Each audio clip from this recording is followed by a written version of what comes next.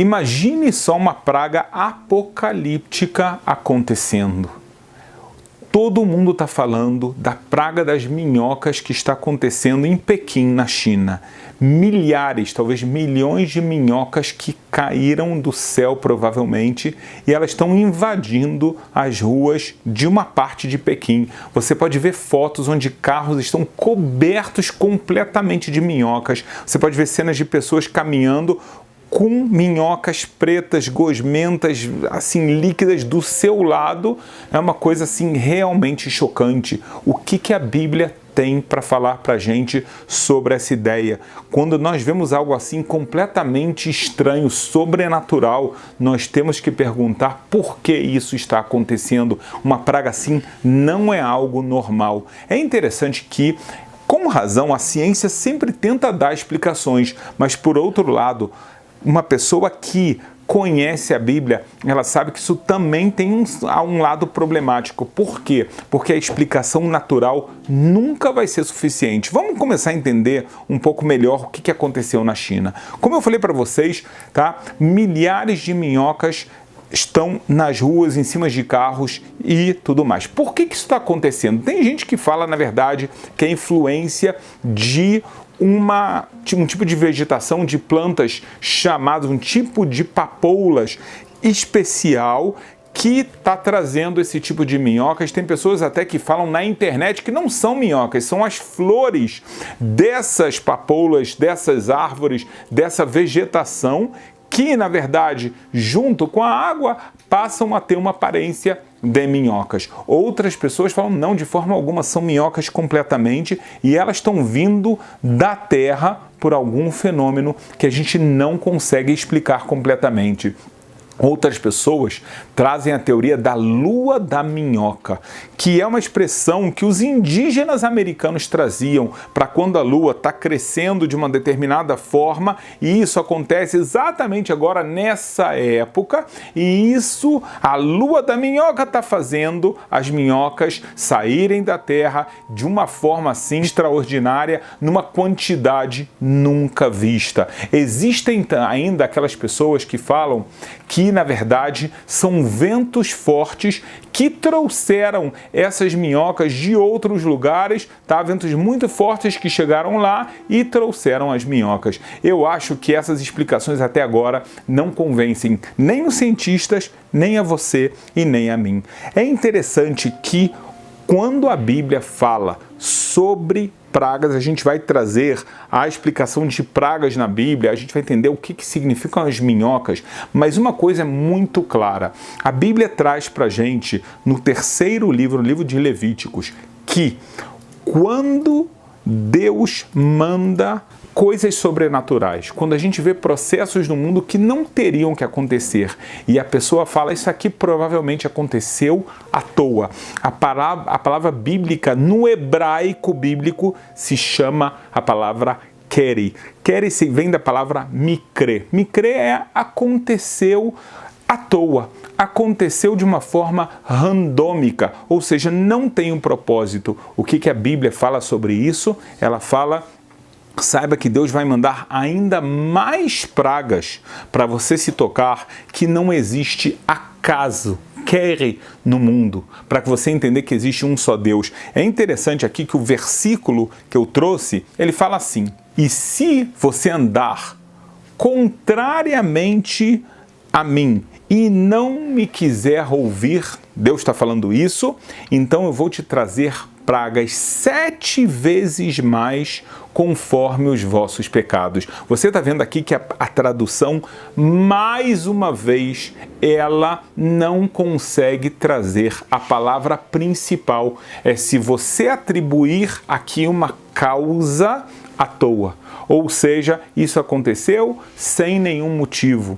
E todo o que está acontecendo é porque você atribuiu dessa forma. Daqui você está vendo como é importante você aprender o hebraico bíblico, porque às vezes é a parte mais importante de um versículo, que só assim ele faz sentido. É verdade que você fala, você está indo contra Deus, então Deus vai me dar 7 vezes pragas mais. Verdade, tem um sentido, mas a parte principal é que você está falando que isso está acontecendo ao acaso, sem um motivo verdadeiro, é à toa. Não tem nada que está fazendo isso. Não, se você fala isso, aí Deus vai falar, você não consegue me reconhecer, você não consegue reconhecer que você está fazendo uma coisa errada. Por isso que eu falo, aprenda o hebraico bíblico para você não perder a parte mais importante da palavra de Deus. Aprenda a Bíblia de uma forma orientada, isso é fundamental. E você que quer isso, vou deixar um link aqui nesse vídeo para você que quer ter esse conhecimento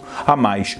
Então a gente vê que quando você vê algo sobrenatural, você tem a obrigação de buscar a causa.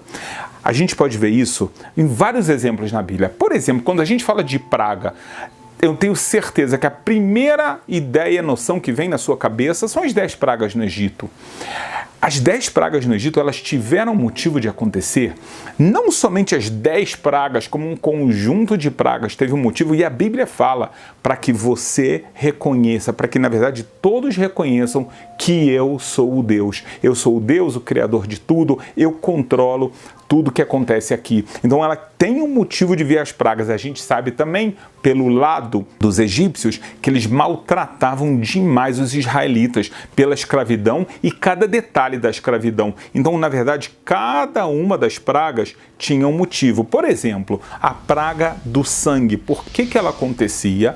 Porque os egípcios matavam os israelitas, jogaram eles, as crianças, no rio Nilo. Então, vamos tratar vocês medida por medida. Vocês fizeram isso com os israelitas, então agora vocês vão ver o Nilo se transformando em sangue. Todas as águas do Egito vão virar sangue e vocês agora não tem como consumir a água, vocês vão ver sangue na frente de vocês. A gente pode dar um outro exemplo, tem vários exemplos, mas por exemplo a quarta praga, que ela se chama no hebraico bíblico Arov. Aí a pessoa pega a tradução em português e o que está escrito lá, moscas. Mas ela não entende que a tradução está errada. E ela pensa que nós que estudamos hebraico bíblicos é que não sabemos. Arov significa feras, animais selvagens. Pegue uma Bíblia hebraica, pega essa palavra Arov, coloca na tradução do Google que você vai ver lá feras. Por que alguém colocou mosca, a gente não sabe, mas você está aprendendo errado se você pensa assim. E por que Deus manda para os egípcios a praga das feras? Porque eles colocavam os israelitas, como acontecia em Roma, a lutar contra feras por pura diversão. Às vezes mandavam eles caçar feras e muitas dessas vezes não existiam armas assim tão sofisticadas. Essas pessoas, os israelitas, eram devorados por feras. Então agora eles vão sofrer medida por medida. O que a gente está vendo aqui?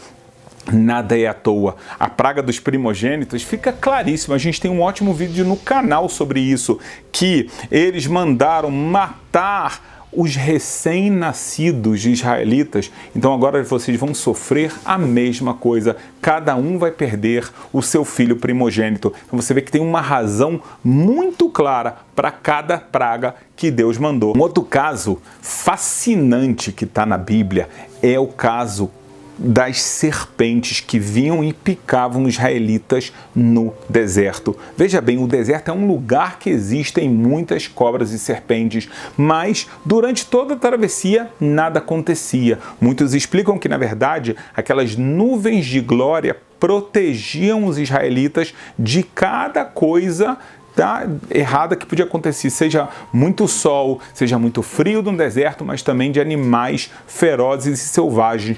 Mas teve um episódio que começam a vir serpentes, e quando é que elas vêm? Elas vêm quando o povo de Israel está reclamando contra Deus, está falando mal de Deus, está falando que eles têm maus tratos, enquanto tudo o que acontecia era exatamente o contrário. E quem representa a ingratidão? Quem representa aquilo que tem uma má língua? As serpentes. Então vai vir uma praga de serpentes que vai bater em vocês, que vai castigar vocês. E o que acontece então nesse momento? O povo se dá conta e vai até Moisés. Moisés, se isso está acontecendo é porque nós pecamos. então nós pecamos, por favor, Moisés, interceda, a gente está pronto para se arrepender. E o que acontece é exatamente isso. Tem todo aquele episódio que Moisés constrói uma serpente de bronze, porque no hebraico bíblico isso forma Nechash, Nechoshet. Nechoshet é bronze, Nahash é serpente. Então tem todo um motivo para isso. A gente também tem um vídeo no canal sobre isso. Então você vê aqui claramente, as serpentes até esse momento não vieram. Mas quando o povo pecou, então chega a praga medida por medida. Um outro exemplo muito interessante aconteceu aqui com os filisteus.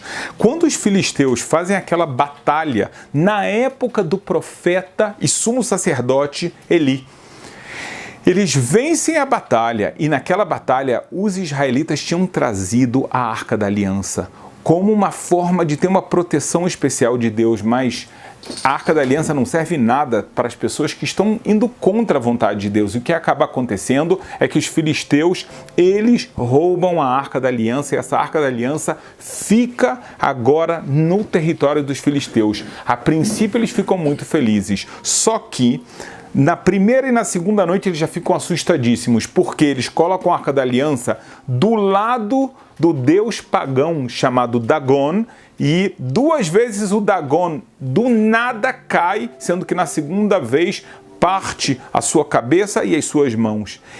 E logo depois disso, o que acontece? Os habitantes onde estava a Arca da Aliança da cidade de Ashdod, eles começam a ter uma praga de hemorroidas. Essa praga incomoda eles a ponto que eles não conseguem andar direito, eles não conseguem fazer nada. Mais uma vez, eles entendem isso aqui pelo pecado que nós fizemos de trazer a Arca da Aliança. A Arca da Aliança pertence ao tabernáculo, nós roubamos ela. A princípio, o que eles fazem é jogar ela para outro lado. Eles mandam para a cidade de Gat. O problema é que lá acontece a mesma coisa. Quando eles se tocam que mais uma vez vem a praga, tem pessoas morrendo, tem pessoas sofrendo, então eles falam, chegou a hora de devolver para os israelitas, como você pode ler no livro de Samuel. Até mesmo os filisteus perceberam que essa praga não vem à toa. Ela veio por causa dos pecados que eles fizeram. Então, mais um exemplo muito interessante. Ou, por exemplo, a gente vê no livro de Reis, quando o povo de Israel sofre com seca e às vezes fome. Por exemplo, na época do profeta Elias. O profeta Elias, ele fala que ele vê o povo fazendo idolatria, indo contra a vontade de Deus, porque na verdade naquela época o rei era Acabe, a sua esposa era Jezabel, e a Jezabel era uma idólatra completa e tinha até profetas falsos, e ela convenceu o seu marido de que realmente a idolatria é o melhor caminho, então muitas pessoas seguiam o Baal. Então veio o profeta Elias, ele fala, como é que pode ser uma coisa assim? Ele fala com Deus, ele se comunica, ele é um profeta, e ele fala, Deus, na sua Bíblia está escrito o quê? Está escrito que quando as pessoas fizerem as coisas erradas, então você vai parar de fazer chuvas, porque a terra de Israel depende das chuvas. E o que a gente vê? Então, uma praga que ela dura 3 anos e é uma seca terrível, e só depois de 3 anos, quando acontece o desafio de Elias contra os profetas do Baal e o povo se arrepende, finalmente as chuvas voltam. Todos entenderam que aquela seca não veio à toa, foi uma praga que veio de Deus, teve um motivo da vinda. Então, se a gente vê agora esse caso de minhocas, milhares de minhocas em Pequim, na China, será que a gente pode falar que é por causa de uma vegetação? Será que é por causa do vento? Será que realmente elas saíram da terra, resolveram sair do nada? É claro que não, a gente estaria entrando naquela categoria de pessoas que falam que tudo vem ao acaso. Interessante que na Bíblia a gente vê algumas alusões ao tema das minhocas. Uma dessas alusões aparece no livro de Jó. Veja o que está escrito. Em Jó está escrito, né, que os meus dias passam mais rápido do que um tecelão pode tecer a sua tela. Começa a trazer uma descrição e no final dessa descrição está escrito, você me desfaz em pedaços como um tecido devorado por traças e minhocas. Então é isso que acontece com o ser humano. A gente vê isso em Jó. Em Isaías 51, a gente vê algo parecido: o verme que rói a roupa e a traça que a devora, estão ambos destinados ao mesmo fim. Então o que a gente vê aqui? Tantos vermes, na ideia das minhocas, as traças, elas estão devorando os corpos das pessoas, as roupas das pessoas. A gente também vai ver nos Salmos, no 22 está escrito: mas eu sou um verme e não um homem, zombado pelos homens e desprezado pelo povo. Por um lado, a minhoca, ela tem uma representação na Bíblia sobre o final do ser humano. A gente às vezes vê essa ideia de que o ser humano ele tem que ter a humildade, e aí ele é comparado com uma minhoca, a minhoca que ninguém vê ela, que está embaixo da terra. E às vezes ela demonstra isso, de que o nosso corpo, a nossa vida aqui, ela é extremamente temporária, mas não só o nosso corpo, também os nossos pertences, a nossa roupa, tudo que é aquilo que a gente tem de material, ela vai acabar sendo devorado por minhocas, por vermes e por traças. Tem uma mensagem aqui muito clara. Às vezes o ser humano ele se torna extremamente materialista e ele fala: olha só, eu sou muito importante, eu tenho muito dinheiro, eu sou muito famoso, muitas das pessoas me dão muita honra e eu tenho agora muitas posses. E Deus dá um sinal: está faltando para você foco correto.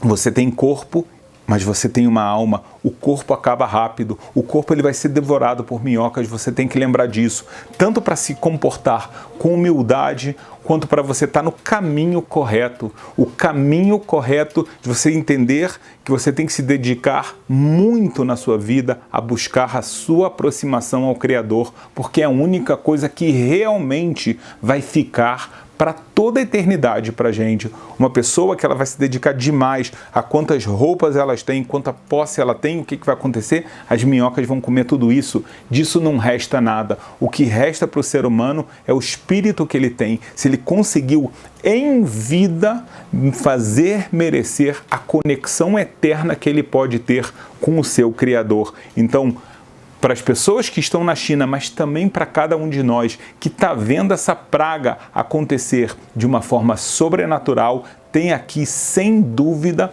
uma mensagem muito grande do Criador para toda a humanidade. E nós que temos essa mente aberta, os olhos abertos, nós vamos aprender essa lição de Deus e vamos mudar, melhorar, aperfeiçoar o nosso comportamento.